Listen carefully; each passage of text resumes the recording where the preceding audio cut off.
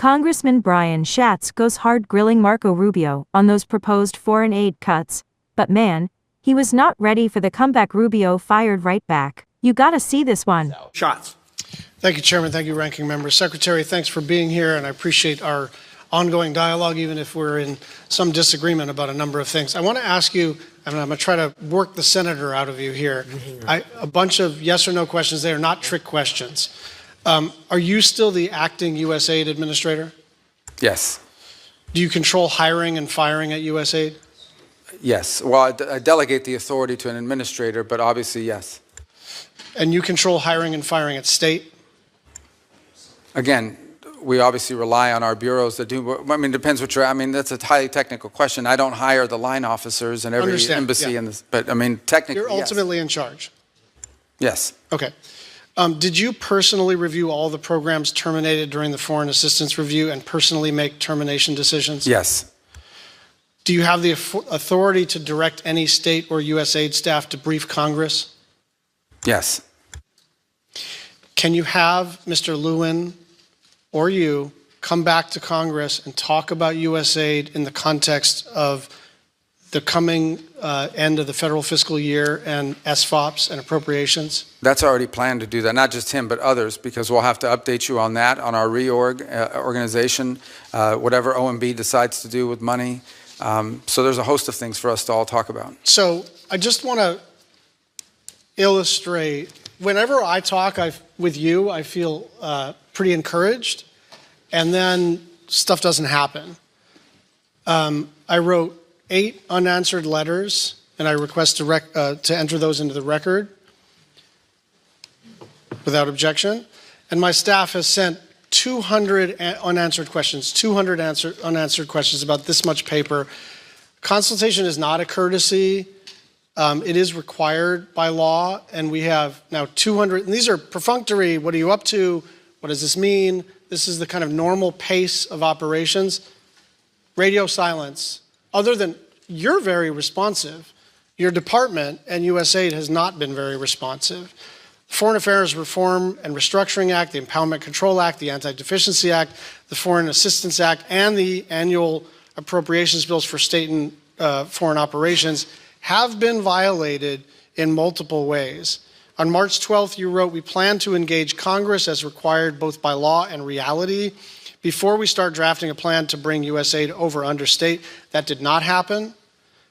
As you know, we have a pledge. We owe the Global Fund $1.3 billion. I spoke with the head of the Global Fund in response to my repeated requests and multiple other people's repeated requests. You told me that those funds were going to be released. It has not happened. I'd just like you to respond to that. And again, I like you, I like our working relationship, but what is happening is we have a good conversation, and then I don't know, it seems to be getting sandbagged underneath you in this vast bureaucracy. Yeah, well, that's part of the reason why we want to reorganize, is to have less vast bureaucracy, but I wouldn't blame that on this. The first couple points, we believe and continue to believe that we have complied with the law on every step of the way, including through advising Congress of our roles, and even now with the reorganization. We have not issued a congressional notification yet. We issued a preliminary. We have taken input from members.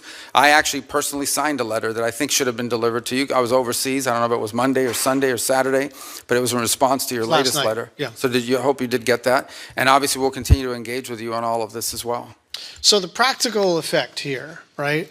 Because everyone can agree that, well, I don't know if everyone can agree, but it seems to me that most of us agree that there is virtue in reforming any big institution, and that aligning USAID's operations with the State Department and the President's and the Secretary's foreign policy objectives is beneficial. The question is, can we do this lawfully and in a way that doesn't damage our international reputation? Mothers who have fled Boko Haram in Nigeria are watching their babies starve. Children in South Sudan are dying of cholera. Families are dying because they have been cut off from their HIV medications. There are about 103 deaths an hour.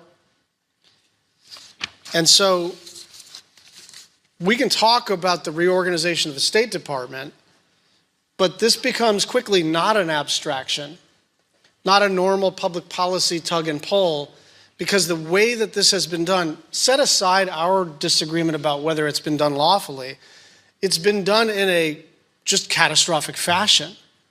And so on some level, that's water under the bridge. But what I want from you is a commitment to try to get an appropriations bill that is done on a bipartisan basis that reconstitutes the foreign aid enterprise. I think we can do fewer things. I think we can be more narrow in our focus. But you are pushing on an open door, and instead of pushing on that open door, you are lighting the room on fire. Maybe that was not your intent. And I think we have two objectives right now: minimize suffering and reputational damage that's one line of effort. And the other is, how do we get back to the regular order where we can do a bill together? And I'd like your thoughts in the remaining minute and a half. Yeah, well, first of all, that is the intent here, right, is to rebuild the foreign aid enterprise under the State Department. By the way, it's something multiple secretaries of states before me have wanted to do, because we want foreign aid to be a part of our diplomacy toolbox and our way we engage the world, not its own separate entity, but all of it coordinated one with the other. So that's our hope on the reorg, and that's what we're trying to endeavor towards.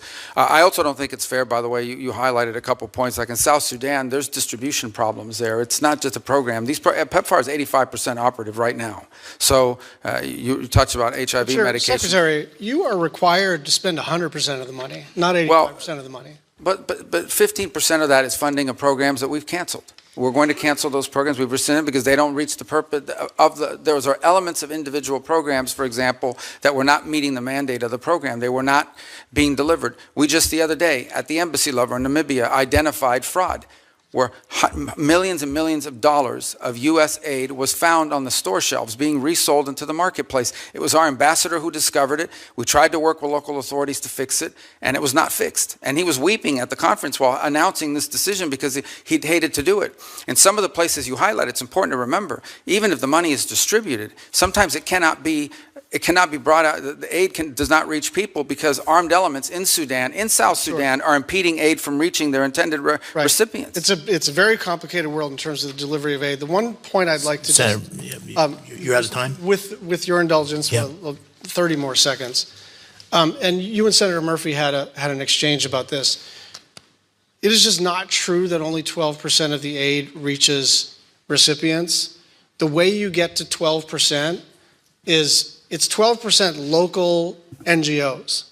So that is excluding CARE, that is excluding the World Food Program, that is excluding Catholic Relief Services. And so if you're going to count that as like overhead or inefficiency, Secretary Rubio, you and I have honest disagreements, but that number has been given to you and is not an accurate assessment of the extent to which aid reaches the people who need it. And I will just say, if there's an enterprise to reduce overhead, count me in, but it is not 88% overhead. That's not what's happening. Thank you. Well, that number, just to clarify, was actually Samantha Power's number.